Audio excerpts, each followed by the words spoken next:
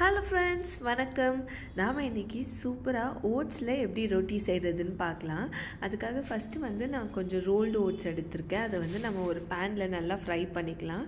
Fry பண்ணி ஆற வச்சதுக்கப்புறமா அதை நம்ம மிக்சியில் போட்டு இந்த மாதிரி பொடி பண்ணிக்கலாம். சரிங்களா? இன்றைக்கி நான் ஓட்ஸ் அண்ட் ராகி எடுத்திருக்கேன். ரெண்டுமே சம பங்கு எடுத்திருக்கேன்.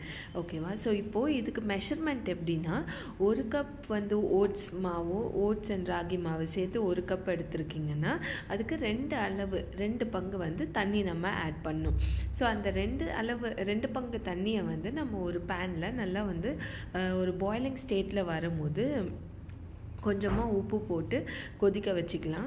அது நல்லா கொதித்து வரும்போது இந்த ஒரு பங்கு மாவை அது கூட ஆட் பண்ணி இந்த மாதிரி நம்ம நல்லா கிளறி விட்டுக்கோங்க. கொஞ்சம் தண்ணியாக இருக்க மாதிரி தான் இருக்கும், பட் அந்த சூடுலே கொஞ்சம் அது எல்லாம் அப்சர்வ் ஆகிருக்கும். ஸோ இந்த மாதிரி நல்லா பண்ணிட்டதுக்கப்புறமா கொஞ்சமாக ஸ்டவ் ஆஃப் பண்ணிடுங்க. இந்த ஸ்டேஜில் இப்போ நம்ம கொஞ்சமாக எண்ணெய் ஊற்றி இப்போ நல்லா இது பண்ணிக்கலாம். அப்போ தான் அது கொஞ்சம் ஒட்டாமல் வரும்.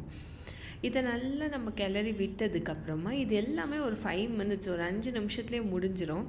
ஸோ இதெல்லாம் பண்ணதுக்கப்புறமா நம்ம பேனை ஒரு 3 to 5 மினிட்ஸ் மூடி வச்சுருங்க. அப்போ தான் அது கொஞ்சம் சாஃப்ட் ஆகும்.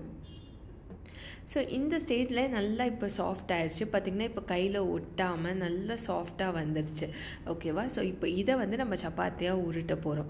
இப்போ இது நம்ம தோசைக்கல், லைக் நம்ம சப்பாத்தி உருட்டுற அந்த கட்டையில் உருட்டினோன்னா ரொம்பவே கஷ்டமாக இருக்கும் உருட்டுறதுக்கு.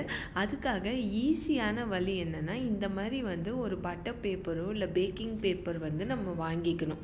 சரிங்களா? அந்த பேப்பரை நம்ம அந்த உருட்டுற கட்டை மேலே வச்சுட்டு அதுக்கு மேலே இன்னொரு பேக்கிங் பேப்பரை போட்டுட்டு நம்ம நார்மலாக சப்பாத்தி எப்படி உருட்டுவோமோ அந்த மாதிரி உருட்டிக்க வேண்டியது தான். இப்போ இது பார்த்திங்கன்னா ரவுண்டாக ஷேப்பாக அந்த மாதிரி வராது.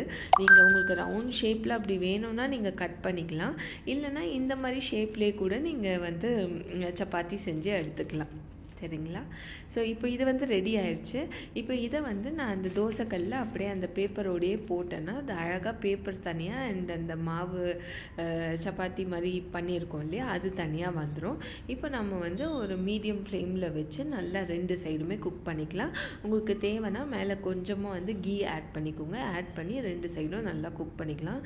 இந்த மாதிரி பண்ணுறதுனால இந்த ரொட்டி ரொம்பவே சாஃப்டாக இருக்கும். எவ்வளோ நேரம் ஆனாலுமே இது ரொம்ப சாஃப்டாக இருக்கும். இப்போ பாருங்கள், இந்த மாதிரி தான் எவ்வளோ ஈஸியாக வந்துருச்சு பார்த்தீங்களா? ஸோ இந்த மாதிரி ட்ரை பண்ணி பாருங்கள். குறைஞ்சது ஒரு 20 to 30 ரொட்டீஸ் நீங்கள் செய்யணுன்னா கூட ஈஸியாக செஞ்சிடலாம் இந்த மெத்தடில். கண்டிப்பாக ட்ரை பண்ணி பார்த்துட்டு எப்படி இருக்குன்னு சொல்லுங்கள். இதே மெத்தடில் தான் நம்ம ராகி, அதுக்கப்புறம் கம்பு, வெள்ளை சோளம் இதிலெல்லாம் நம்ம சூப்பராக ரொட்டி செய்யலாம். சிம்பிள் அண்ட் ஹெல்த்தியான லன்ச் ரெடி. தேங்க்ஸ் ஃபார் வாட்சிங்.